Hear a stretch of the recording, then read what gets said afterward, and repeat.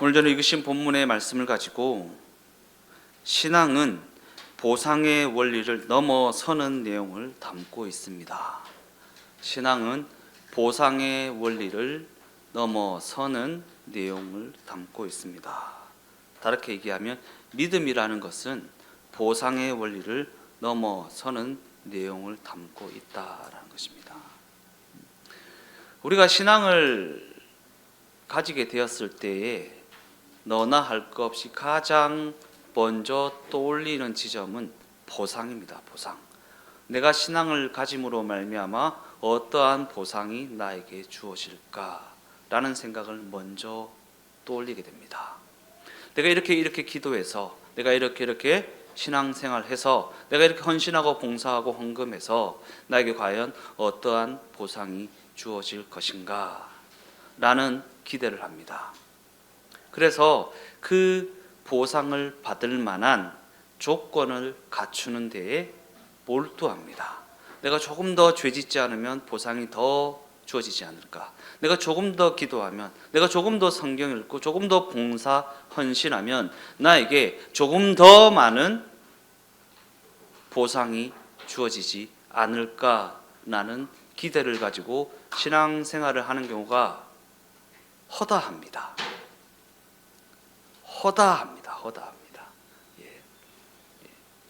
제가 11조 이야기할 때 했던 내용을 적나라하게 이야기하면 돈 놓고 돈 먹기입니다. 신앙생활을 돈 놓고 돈 먹기 하는 식으로 하는 경우가 너무나도 많이 있다. 내가 내 열심을 내놓을 테니 하나님은 보상을 내놓으십시오. 내가 헌금을 할 테니 하나님은 2배로 뻥튀기 해서 주십시오. 내가 기도 많이 할 테니까 하나님은 나에게 기도 응답이라는 보상을 주십시오. 라는 식의 논리가 우리의 신앙생활에 너무나도 깊이 있게 박혀 있지 않습니까? 그런데 우리가 성경을 보면 볼수록 알 수 있는 내용은 우리가 가진 기독교 신앙이라는 것은 보상의 원리를 넘어서는 내용을 담고 있다라는 것 아닙니까? 근데 그 넘어서는 내용을 다루는 것이 쉽지 않습니다. 왜냐하면 그 보상의 원리를 넘어서는 내용은 성도들이 원하지 않는 내용들이기 때문입니다. 그저 그냥 기도 응답되고 자녀가 잘 되고 장사가 잘 되고 높아지고 기도가 응답되고 문제가 해결되고 병 고침 받는 것만, 그러한 보상들에만 관심이 있지, 하나님께서 나에게 무엇을 원하시며 나를 어떻게 만들어 가기를 원하시는가, 나와 어떠한 관계를 맺고 그 관계를 통해 하나님께서 어떠한 사랑을 나누기를 원하시는가 라는 부분을 다루면 너나 할 것 없이 다 눈을 피합니다. 그죠? 그러나 신앙은, 우리가 가진 믿음은 보상의 원리를 넘어서는 내용을 다루고 있다는 것을 결코 놓쳐서는 안 된다라는 것입니다. 그와 같은 관점에서 오늘 본문 히브리서 11장은 믿음은 바라는 것들의 실상이요 보이지 않는 것들의 증거니 선진들이 이로써 증거를 얻었다라고 말합니다. 보이지 않는 것들의 증거다. 믿음은 모든 세계가 하나님의 말씀으로 지어진 것을 알게 되는 것이다 라는 내용으로 믿음을 소개하고 있습니다. 믿음이라는 것은 모든 세계가 하나님의 말씀으로 지어졌고 그의 다스림과 그의 의도하심을 따라 운영되어지는 것이다 라는 것을 인정하고 받아들이고 알게 되는 것, 그것이 바로 믿음이다 라는 것입니다. 이보다 더 큰 관점에서 성경은 인류의 조상 아담이 하나님의 말씀을 어겨 사망을 자초하였다라는 사실을 보도하면서 그 사망을 자초하게 한 그 법을 초월하는 것으로 믿음이라는 것을 소개하고 있습니다. 이 법은 인과응보라는 인과율이라는 법입니다. 콩 심은 데 콩 나고 팥 심은 데 팥 나고 죄 지은 자 벌 주고 잘한 자 상 주는 인과율에 의한 그 법을 넘어서는 것이 바로 믿음이다. 사망을 자초하게 한 그 법을 초월하는 것이 과연 어떻게 가능한 것인가? 인과율이라는 그 법을 콩 심은 데 콩 나는 게 당연하고 팥 심은 데 팥 나는 게 당연한데 그 법을 어떻게 초월할 수 있는 것인가? 오늘 본문은 이에 대한 답변으로 아벨, 에녹, 노아와 같은 사람을 나열하고 있습니다. 성경은 왜 이와 같은 이들을 여기에 나열하면서 그들의 이야기를 등장시키고 있는 것일까? 하나님께서는 가인과 아벨이 어떻게 살아가는지 그저 관망만 하시는 것이 아니라 아벨을 통해 의의 제사가 무엇인지를 우리에게 알려주십니다. 에녹이라는 사람과는 친히 동행하심으로 말미암아 그가 죽음을 보지 않고 승천하게 하는 일을 자행하십니다.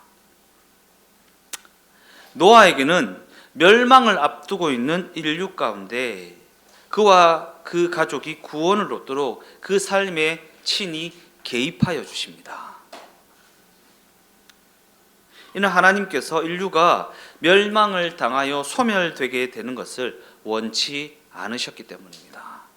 하나님은 심판하여서 다 모조리 싸그리 소멸시켜버리는 것을 원치 않으십니다. 인과율이라는 그 법에 따라 처단하는 것을 원치 않으신다라는 것입니다. 그래서 하나님은 그들의 삶 가운데, 그들의 걸음 가운데, 그들의 그 여정 가운데 친히 개입하여 주시는데 과연 어떠한 방식으로 그 삶의 그 여정의 그 걸음에 개입하시는 것입니까? 하나님께서는 지금까지 우리가 알고 있었던 우리에게 너무나도 익숙한 인과율이라는 원인과 결과의 법칙이라는 보상의 원리를 넘어서는 믿음이라는 방법을 도입하심으로 말미암아 우리의 삶에 개입하여 주십니다. 그리고 하나님이 역사에 개입하셨다. 우리가 자초한 멸망이 우리의 마지막 운명이 되지 않도록 개입하셨다. 이와 같은 내용을 담고 있는 것이 성경이 우리에게 가르치고 있는 믿음이라는 것입니다. 하나님이 개입하셨다. 본문 6절 말씀입니다. 믿음이 없이는 하나님을 기쁘시게 하지 못하나니 하나님께 나아가는 자는 반드시 그가 계신 것과 또한 그가 자기를 찾는 자들에게 상 주시는 이심을 믿어야 할지니라. 이처럼 하나님은 이 우주 만물을 운행하시는 데 있어서 우리의 삶에 친히 들어오셔서 개입하시는 일에 있어서 분명한 목적을 가지고 계십니다. 분명한 의도와 분명한 목적을 가지고 계십니다.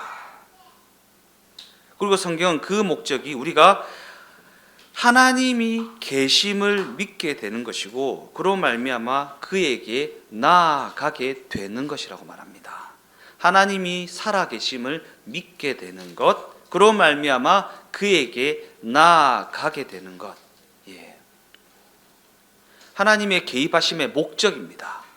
왜 될 것도 안 되고 안 될 것도 되고 나한테 일어나지 말아야 할 일들이 일어나고 내가 원하지 않는 상황을 직면하게 되고 왜 그러는 것입니까? 하나님의 개입하심입니다. 그 개입하심의 목적은 우리가 하나님의 살아계심을 인정하게 되는 것입니다. 그로 말미암아 하나님 앞에 나아가 그와 동행하는 삶을 살아가게 하는 데 있습니다. 그러니까 문제에 직면하게 되지 않습니까? 그의 개입하심으로 말미암아 하나님의 개입하심으로 말미암아 문제에 직면하게 되지 않습니까? 그러면 그 문제를 해결하는 유일한 길은 무엇입니까? 물질의 문제에 직면한 자 로또가 해결해 줄 것이다 입니까? 아니요. 제가 여러 번 말씀드렸지만 그 로또가 하나님의 의도하심을 이기지 못한다라는 게 성경의 가르침이다라는 거예요. 그 문제를 해결하려고 아등바등 하는 게 답이 아니라 그 문제를 주신 하나님의 의도를 파악하고 출제자의 의도를 파악해야 된다라는 것입니다. 그 의도를 파악하고 하나님이 무엇을 목적하셔서 나로 하여금 이 고달픈 시간을 지나게 하시는가라는 것을 인식하고 내 걸음을 고쳐나가는 것이 가장 빠른 문제 해결의 열쇠이다라는 것입니다. 우리는 문제를 직면할 때마다 습관적으로 자동적으로 되어지는 게 무엇입니까? 세상의 방법을 찾습니다. 이렇게 하면 해결될까? 저렇게 하면 해결될까? 세상의 방법이라는 것은 그저 그냥 사람을 의지하거나 세상 방법을 의지하는 것만 말하지 않습니다. 세상의 방법이라는 것은 제가 앞에서 말씀드렸던 인과율이라는 방법에 따라 선택하고 생각하고 판단하는 것을 의미합니다. 원인과 결과, 많이 심으면 많이 나겠지, 열심히 하면 더 잘 되겠지, 나의 어떠함에 의해서 결과를 가져올 수 있다라고 생각하는 그 생각, 인과율, 그게 세상을 의지하는 방법입니다. 내가 이렇게 하면 이렇게 되겠지, 내가 저렇게 하면 저렇게 되겠지. 그런데 적어도 하나님의 자녀들의 삶에는 세상을 의지하고 인과율에 의지하고 나의 어떠함을 의지하면 무엇에 부딪힙니까? 변수에 부딪힙니다. 하나님의 살아 계심이라는 변수요. 변수. 그죠? 예. 우리가 늘 경험하는 것 아닙니까? 예. 변수요. 이렇게 하면 이렇게 되겠지, 저렇게 하면 저렇게 되겠지, 이렇게 하면 이렇게 되겠지 하고 일을 진행했는데 와, 저렇게 될 줄은 내가 상상도 못했네 라는 게 하나님의 살아 계심이라는 변수입니다. 무슨 말을 하고 있는 것입니까? 이 세상이 만들어낼 수 있는 것은 사망밖에 없다라는 진리를 우리가 계속해서 끊임없이 반복적으로 경험하며 살아가고 있다라는 것입니다. 결국은 다 죽음에 이르게 되고야 만다라는 것입니다. 그러나 하나님은 이와 같은 상황에 직면하여 살아가는 우리를 외면하지 않으시고 그들의 삶과 그 여정 가운데 친히 개입하여 주십니다. 무엇을 통해요? 변수를 통해. 변수를 통해. 내가 살아있다, 내가 여기 있다, 나 좀 봐라, 나를 인식하고 살아가라 라는 것입니다.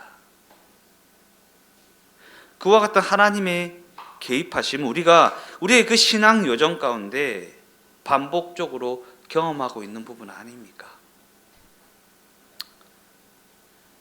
무엇을 통해 적나라하게 경험하게 됩니까? 예수가 믿어졌다라는 사실을 통해 경험하게 됩니다. 예수가 믿어졌다, 하나님의 살아계심이 믿어졌다라는 게 가장 확실한 증거입니다. 왜냐하면 예수가 믿어지게 되었다라는 것은 그 무엇으로도 되지 않던 것이 그 개입하심으로 말미암아 되어졌다라는 것이기 때문입니다. 예. 자녀의 신앙 때문에 골머리를 싸매 본 사람은 알 수 있습니다. 예수가 믿어지는 일은 그 무엇으로도 안 된다라는 사실 말입니다. 협박을 해도 안 되고요, 겁박을 해도 안 되고요, 사탕 발림을 해도 안 된다라는 게 예수가 믿어지는 일입니다. 예배당에 앉혀놓으면 야, 예배만 드려 내가 돈 1,000만 원 줄게 해서 앉혀놓은들 그게 되답니까? 안 됩니다. 예수가 믿어지게 되었다라는 것이 하나님의 살아계심의 가장 분명한 증거이다라는 것입니다.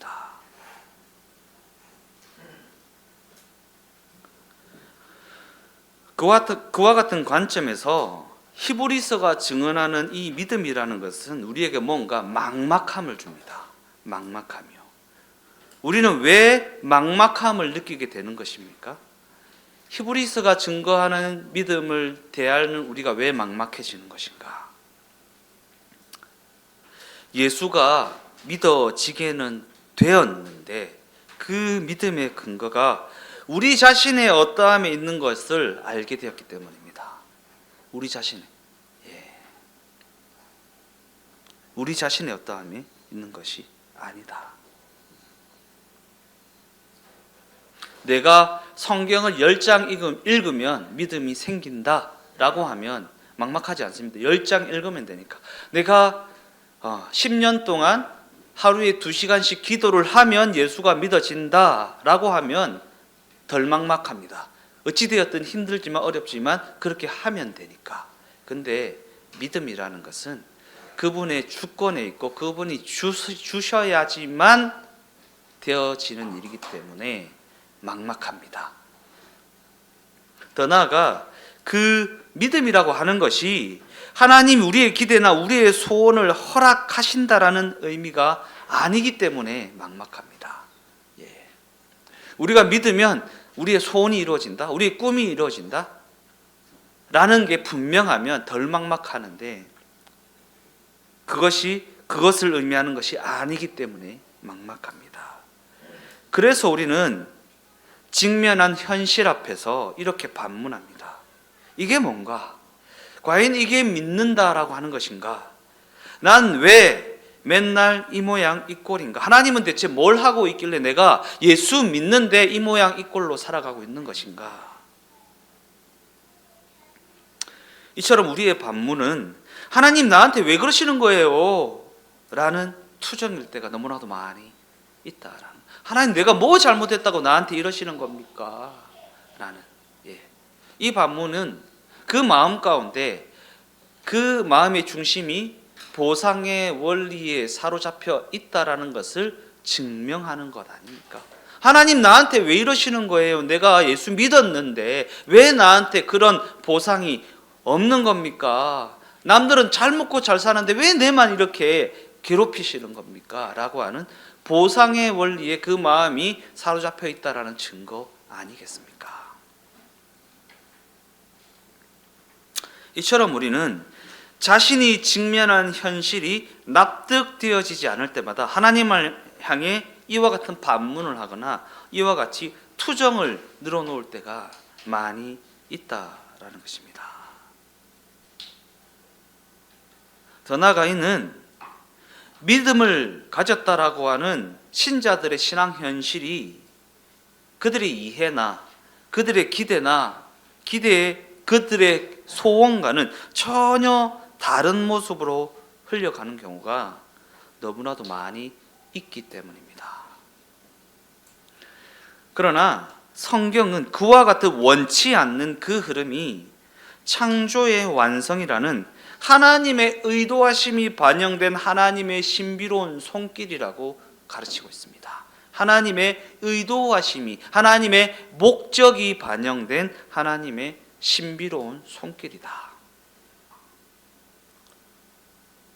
즉 믿음이라는 것은 우리가 그 의도와 목적을 기다릴 수밖에 없다라는 것을 우리에게 가르치고 있다라는 것입니다. 믿음이라는 것은 우리가 하나님의 의도와 하나님의 목적을 그 의도와 목적의 성취를 기다릴 수밖에 없는 존재라는 것을 우리에게 알려주고 있다라는 것입니다. 그러니까 눈앞에 펼쳐진 여러 가지 눈에 보이고 귀에 들리고 손에 잡히는 상황과 환경과 여건의 어떠함으로 말미암아 좌고우면하는 삶이 되어서는 안 됩니다. 담담히 그 길을 걸어 나가며 지난주 설교 말씀 제목이 뭡니까? 지금은 기다려야 하는 시간이다. 그분의 의도와 그분의 목적이 성취되는 그 시간까지 견디며 기다리는 시간을 가져야 한다라는 것입니다. 그렇다면 우리는 그 의도와 목적을 무엇을 근거로 하여 기다려야 하는가? 무엇을 근거로 하여 기다려야 하는가? 하나님께서 도입하신 믿음이라는 방법 속에는 이에 대한 너무나도 중요한 계시가 내포되어 있습니다. 더 나아가 믿음이라는 그 방법 속에는 하나님의 목적, 하나님의 내용, 하나님의 신실하신 약속이 전제되어 있습니다. 하나님의 목적이 있다, 하나님이 내용을 써내려가고 있다. 하나님의 그 약속은 신실하다라는 것을 전제하고 있습니다. 그리고 이에 대해 예수님께서는 하나님의 목적과 하나님의 내용이라는 그 신실하신 약속이 오직 믿어진 자들에게만 허락되어져 있다라고 말씀하십니다. 마태복음 13장 10절에서 17절까지의 말씀을 읽어보겠습니다. 제자들이 예수께 나와 이르되 어찌하여 그들에게 비유로 말씀하시나이까? 대답하여 이르시되 천국의 비밀을 아는 것이 너희에게는 허락되었으나 그들에게는 아니 되었나니 무릇 있는 자는 받아 넉넉하게 되되 없는 자는 그 있는 것도 빼앗기리라. 그러므로 내가 그들에게 비유로 말하는 것은 그들이 보아도 보지 못하며 들어도 듣지 못하며 깨닫지 못함이라. 이사야의 예언이 그들에게 이루어졌으니 일렀으되 너희가 듣기는 들어도 깨닫지 못할 것이요 보기는 보아도 알지 못하리라. 이 백성들의 마음이 완악하여져서 그 귀는 듣기에 둔하고 눈은 감았으니 이는 눈으로 보고 귀로 듣고 마음으로 깨달아 돌이켜 내게 고침을 받을까 두려워함이라 하였느니라. 그러나 너희 눈은 봄으로 너희 귀는 들음으로 복이 있도다. 내가 진실로 너희에게 이르노니 많은 선지자와 의인이 너희가 보는 것들을 보고자 하여도 보지 못하였고 너희가 듣는 것들을 듣고자 하여도 듣지 못하였느니라.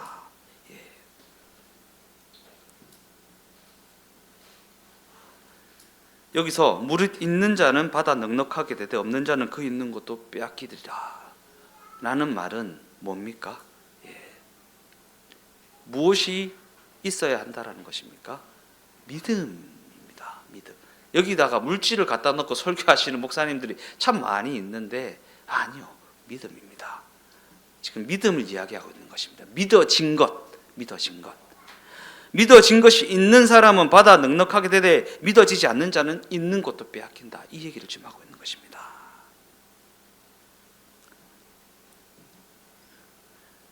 지금 이 이야기는 예수님이 이사야가 보내심을 받을 때 들은 예언의 성취라고 말씀하고 있는 것입니다.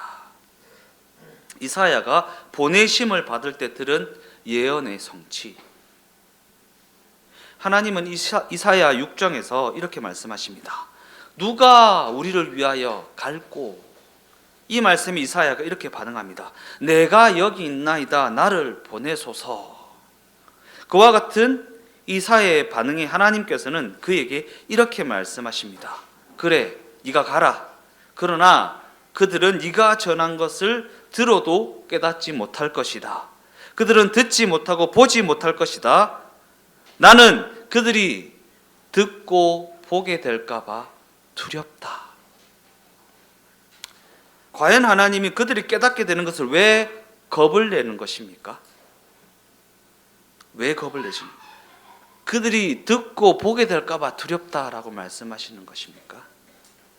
내가 하려는 일은 너희의 기대나 너희의 소원으로 말미암아 내가 하려는 일이 너희의 기대나 너희의 소원으로 말미암아 그들에게 잘못 전해지게 될까 봐 겁이 난다.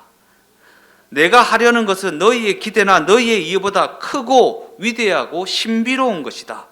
그러니 너희는 가서 알아듣지 못하는 그 내용을 그들에게 전해라.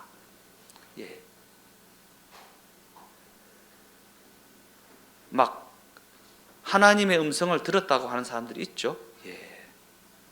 그 음성을 듣고 자기 스스로 판단하고 생각하고 해석하여서 막 정답을 내지르듯이 지르면서 그 정답에 부응하지 못하는 사람을 정죄하고 지옥을 보내버린 사람들이 있죠.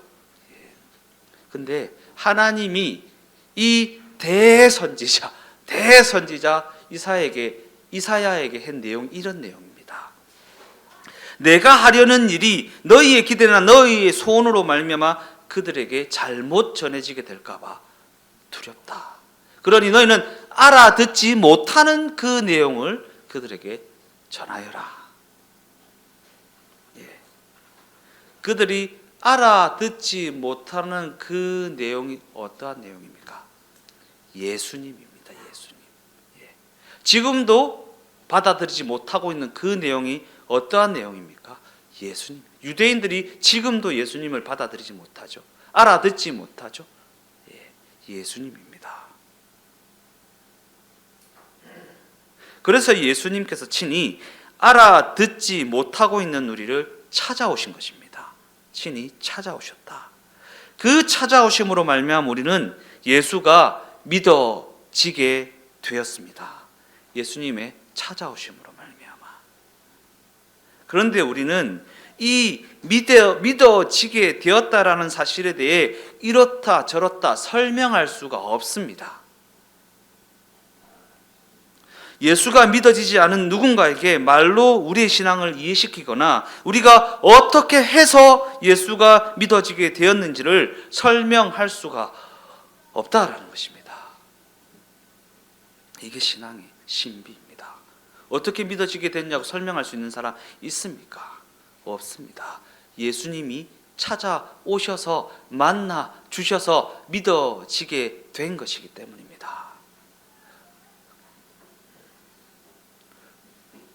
더 나아가 우리가 보고 만나게 된 것은 오직 믿어지게 된 사람만이 볼 수 있는 것들이기 때문입니다.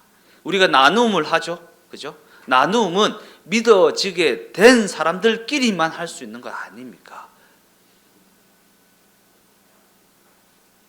이는 믿음을 가지게 되었다라는 그 결과물이 사람의 어떠함이나 말의 어떠함으로 말미암아 만들어지는 것이 아니기 때문입니다.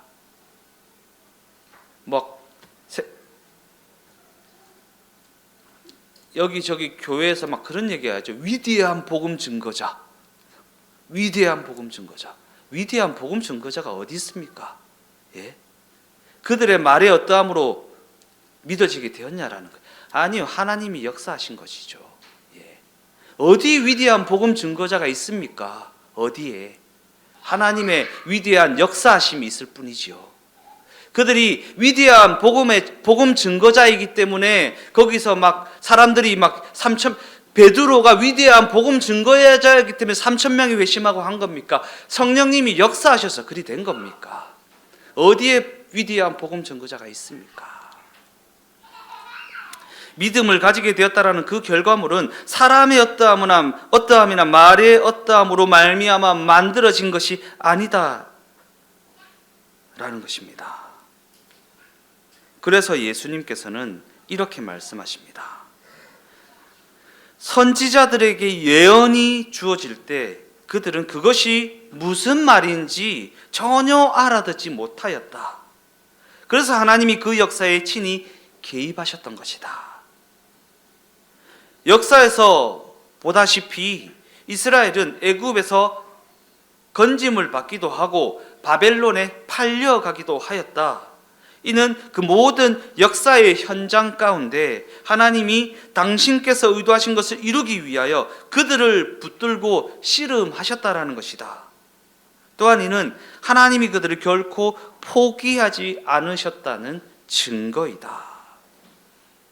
이스라엘이 하나님을 섬긴다라고 하는 선민 이스라엘에게 그들이 원하는 일만 있었냐라는 것입니다. 아니요. 하나님이 그들에게 친히 개입하셨고 그들의 삶을 붙들어 주셨고 그들과 씨름하셨다라는 것이 성경을 채우고 있는 내용 아니냐라는 것입니다. 우리의 삶의 여정 아니냐라는 것입니다. 우리의 고집이 있고 하나님의 의도하심이 있고 그것이 부딪혀서 변수가 생기고 내가 원하지 않는 상황에 직면하게 되고 어려움이 있고 하나님이 우리와 씨름하시는 대목 아니냐라는 것입니다. 그리고 하나님께서는 그런 우리에게 이렇게 말씀하십니다. 너희의 실패가 창조의 완성이라는 내 의도를 결코 방해하지 못한다. 너희 실패, 너희 어리석음, 너희의 그 죄악됨이 창조를 완성해 나가는 내 의도와 목적을 결코 방해하지 못한다. 그래서 성경에는 모든 것이 합력하여 선이 된다라는 말씀이 기록되어져 있는 것입니다. 우리의 아둔함, 우리의 고집스러움, 우리의 그 어리석음이 하나님의 그 창조의 완성에 조금도 방해가 되지 않는다라는, 이렇게 하나님은 역사를 통해 전 인류에게 말씀하고 계십니다. 그리고 그 증거로 예수 그리스도께서 역사의 한 복판에 찾아 들어오셨습니다. 역사의 한 복판에. 로마서 1장 16절에서 17절까지의 말씀을 다 같이 읽어보겠습니다. 내가 복음을 부끄러워하지 아니하노니 이 복음은 모든 믿는 자에게 구원을 주시는 하나님의 능력이 됨이라. 먼저는 유대인에게요 그리고 헬라인에게로다. 복음에는 하나님의 의가 나타나서 믿음으로 믿음에 이르게 하나니 기록된 바 오직 의는 믿음으로 말미암아 살리라 함과 같으니라. 여기서 믿음으로 믿음에 이르게 하나니에 줄 것이어야 됩니다. 믿음으로 믿음에 이르게 하나니. 복음은 하나님의 능력입니다. 복음은 하나님의 능력. 여기서 믿음으로 말미암아 산다라는 말씀은 과연 무엇을 뜻하는 말씀입니까? 믿음으로 말미암아 산다라는 말씀을 대할 때 대개 우리는 우리의 믿음이 영웅적이어야 된다고 생각합니다. 영웅적이어야 된다. 요셉처럼, 다윗처럼, 막 여호수아처럼. 물론 믿음은 위대하면 위대할수록 좋습니다. 그러나 성경이 가르치고자 하는 내용은 믿음이라는 것은 하나님이 시작하신 일에 우리가 항복하게 되는 것이라고 말합니다. 하나님이 시작하신 일에 우리가 걸음을 맞추어 나가게 되는 것. 항복이라는 단어가 조금 구슬프게 들릴 수도 있겠지만 조금 더 순화해 표현하자면 하나님께서 하신 일에 우리가 걸음을 맞추어 나가게 되는 것, 그것이 믿음입니다. 그리고 믿음이라는 것은 하나님의 은혜로 말미암아 시작되는 것이지만 궁극적으로는 우리로 하여금 책임을 감당하는 자리로 나아가게 하는 것입니다. 믿음은 은혜로 시작되잖아요. 그죠? 하나님께서 선물로 주시는 것이잖아요. 근데 하나님께서 하나님의 은혜로 선물로 주신 그 믿음은 믿음으로 믿음에 이르게 하나니라는 은혜라는 구원받는 믿음이 생기게 되면, 예수가 그리스도로 믿어지게 되면 그 믿음은 믿어진 자로서 책임을 감당하는 믿음으로 이르게 된다라는 것입니다.